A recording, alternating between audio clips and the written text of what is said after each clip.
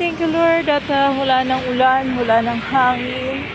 Like kahapon, saka yung isang araw, grabe, sobra.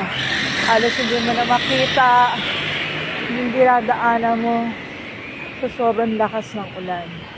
So, hindi kami nakauwi. Na-stranded kami dito sa trabaho dahil yung aming mga kapalitan talagang lubog at hindi talaga nakapasok sa trabaho kahapon. Kaya, so, yung mga nakapasok, kami yung nag-straight, and then, ngayon lang kami umuwi. At talagang, ay, grabe, yung bagong to. State of calamity na. At, very thankful naman ako dahil habang ako yung nag-duty, video call ko yung aking mga anak. At, okay naman, safe naman. Pero medyo na-alarma lang ako dahil yung aking anak nasa Manila, dun siya kasi nag-aaral si Jan, ay nag-aayos siya ng kanyang medical for fit to school.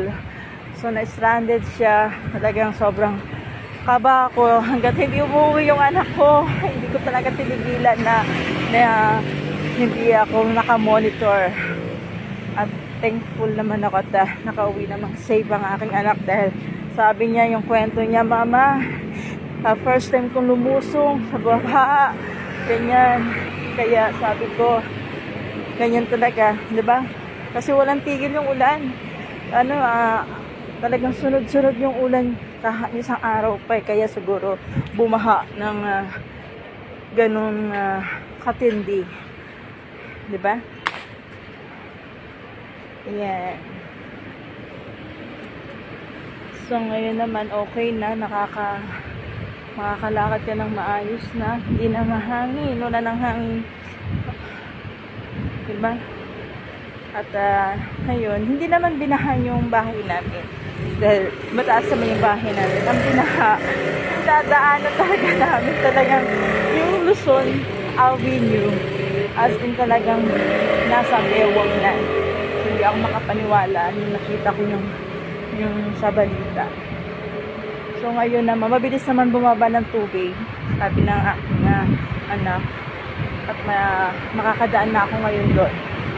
Kaya ingat guys, ingat kayo sa araw-araw at talagang walk by faith talaga.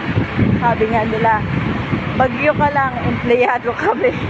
So umulat bumagyo, talagang kapag yung trabaho talaga natin ay meron tayong sinusunod.